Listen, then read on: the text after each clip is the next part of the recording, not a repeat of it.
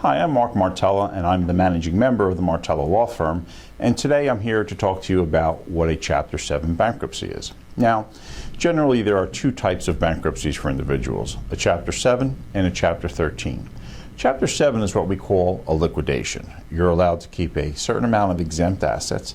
Anything over and above those exemptions gets liquidated and distributed among your creditors.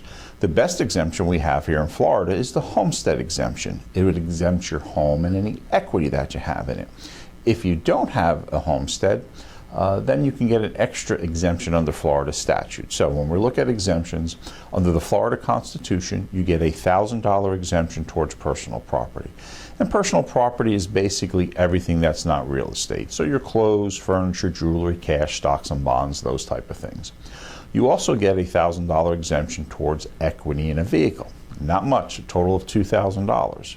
If you don't have a homestead, you get an extra exemption of $4,000 for personal property for a total exemption of $5,000 worth of personal property exemption.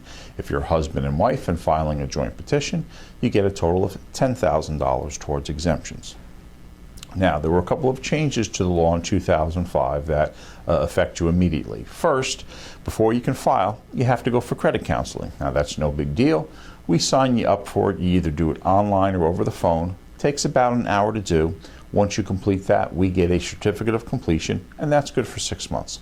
The other change to the law was that they said if you make more than the median income for a family of your size, you can't file a Chapter 7. You have to file a Chapter 13. Now, the median income changes every so often. So right now, it's approximately $40,000 in Florida for an individual and approximately $50,000 for a couple. For the specific amounts, you can give our office a call at 941-206-3700, and we would be happy to give you the exact numbers for that.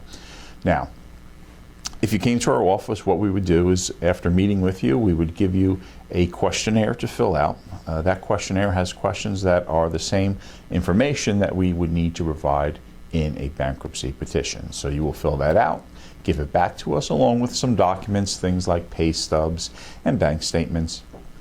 We would take all that information, put it into a draft bankruptcy petition.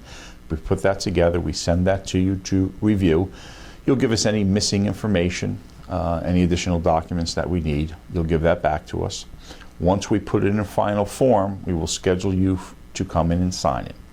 On the day that you sign it, we file it electronically with the court. And then when we file it, the most powerful thing happens under the bankruptcy code. The automatic stay kicks in. And what that means is that if any creditors are pursuing you, they have to stop. And the only ones that could continue in action would be a secured creditor like a mortgage company or a bank loan for a car. But if you are current on your payments and continue to make your payments, even they cannot continue to pursue you. 30 to 40 days after you file your petition, you will have a creditors meeting. If you live in Charlotte County or south, the creditors meeting would occur in Fort Myers. If you live in Sarasota County and north to Tampa, your creditors meeting would be held in Tampa.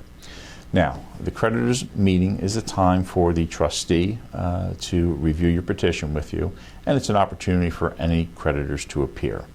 At that time, you would need to show a photo ID and your Social Security card. If you don't have your card, you will need to get one.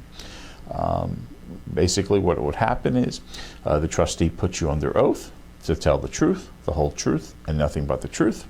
And then the trustee will ask you questions, things like, did you review the petition before you signed it? Is everything in there true?